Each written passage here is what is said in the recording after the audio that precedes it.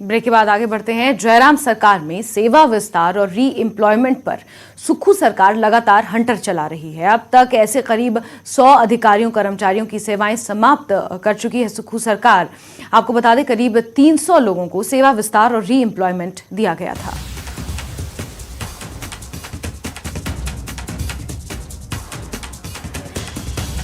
तो action mode में सुक्खू सरकार नजर आ रही है और जो सेवा विस्तार या री एम्प्लॉयमेंट हुई थी, सुक्खू सरकार उन पर हंटर चला रही है। अब तक करीब 100 अधिकारियों और कर्मचारियों की सेवाएं समाप्त कर दी गई हैं। करीब 300 लोगों को सेवा विस्तार और री एम्प्लॉयमेंट दिया गया था और उन पर अब हंटर चला है और 100 अधिकारियों की सेवाओं को समाप्त कर दिया गया है। तो हमने देखा है कि डे 1 से ही सुक्खू सरकार एक्शन मोड में नजर आ रही है। पहले दिन जब विधायक दल की बैठक हुई थी, वहीं से तमाम निर्णय निकल कर आना शुरू हो गए थे और अब लगातार वो सिलसिला बदस्तूर जारी है, जिसमें 300 ऐसे कर्मचारी और अधिकारी हैं जिनकी री एम्प्लॉयमेंट और एक्सटेंशन जिन्हें मिला था। लेकिन अब तक 100 अधिकारी ऐसे हैं जिनकी री एम्प्लॉयमेंट और एक्सटेंशन पर चल चुका है। सीधे रुख करेंगे हमारे सहयोगी रणबीर का, ज्यादा जानकारियों के साथ जुड़े हुए हैं। रणबीर, यहां पर डे 1 से ही हम देख रहे हैं कि सुक्खू सरकार एक्शन मोड में नजर आ रही है और अब हंटर चला है उन पर जिन्हें एक्सटेंशन या री एम्प्लॉयमेंट मिला था। इसको लेकर क्या अतिरिक्त जानकारी जुटा पाए हैं?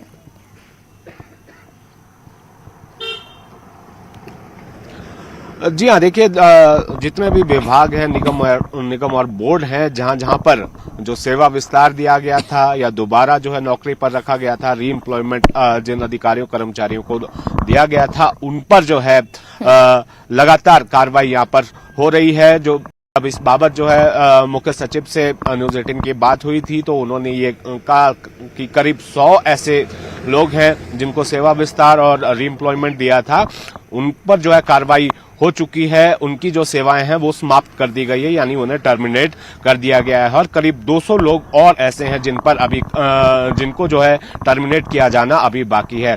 और ये जो पूरी सूची है, ये मुख्य सचिव ने जो विभिन्न विभाग हैं उनसे मांगी थी पिछले कल शाम को। इस मामले पर जो है ये बात जो है मुख्य सचिव की तरफ से कही गई और आज भी कुछ एक आदेश जो है आने हैं, ऐसी जो है संभावनाएं नजर आ रही है। और उन्होंने ये भी कहा है कि पूरी तरह से एग्जामिन किया जा रहा है कि किन परिस्थितियों में जो है री एम्प्लॉयमेंट जो है दिया गया है या फिर सेवा विस्तार दिया गया है। 2 नाम जो है जरूर इसमें अभी सामने आए हैं, जो एचपीएस लेवल के जो अधिकारी हैं, जिनका नाम जो है सार्वजनिक किया गया था अधिसूचना के जरिए, लेकिन जो सूची है वो अभी जारी होना बाकी है। लेकिन कार्रवाई जिस तरह से मैंने पहले बताया कि मुख्य सचिव की तरफ से ये बताया गया कि 100 ऐसे अधिकारी कर्मचारी जिन पर फैसला जो है ले लिया गया है और उन्हें टर्मिनेट किया गया है। अभी और सूची आना जो है बाकी है। जैस्मिन जी, देखिए, जब सरकार बदलती है और इस तरीके के जब निर्णय लिए जाते हैं, इस तरीके के फेरबदल जब होते हैं, तो ये कोई नई बात नहीं है।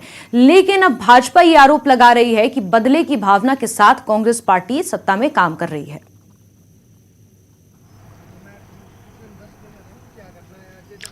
देखिए, इसको थोड़ा सा ऐसे भी समझना होगा कि जब पूर्व में कांग्रेस की सरकार आई थी तो भाजपा की तरफ से ये लगातार कहा जाता था, आरोप लगाए जाते थे, इवन जो है सदन में भी ये कहा जाता था कि रिटायर्ड और टायर्ड लोगों की जो है सरकार चल रही है, तो उन पर जो है यहाँ पर यही आरोप लगाए जाते थे।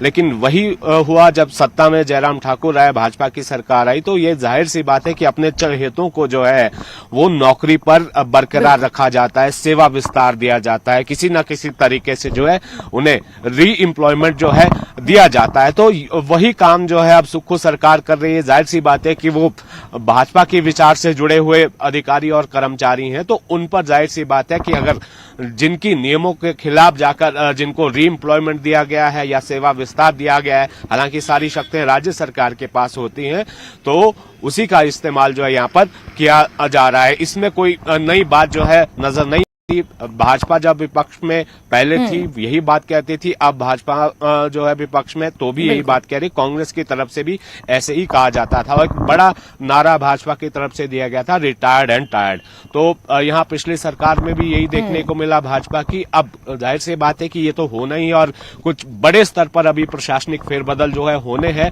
उसमें भी जो है जाहिर सी बात है बवाल मचेगा। और ये भी देखना होगा कि जब ये सुखू सरकार का पहला शीतकालीन सत्र है, हालांकि शुरुआत के जो 2 दिन है उसमें तो नहीं, अंतिम दिन 24 दिसंबर को हम देख सकते हैं कि कोई ना कोई या तो पॉइंट ऑफ ऑर्डर के माध्यम से या किसी और चर्चा के माध्यम से जो है सदन में जो है थोड़ी गरमाइश देखी जाएगी। जैस्मिन, ठीक है रणबीर, यानी हम ये कह सकते हैं कि आगे आने वाले समय में इस तरीके के प्रशासनिक फेरबदल और देखने को मिलते रहेंगे। रणबीर, नजर आप बना के रखिए, जुड़ेंगे आपसे।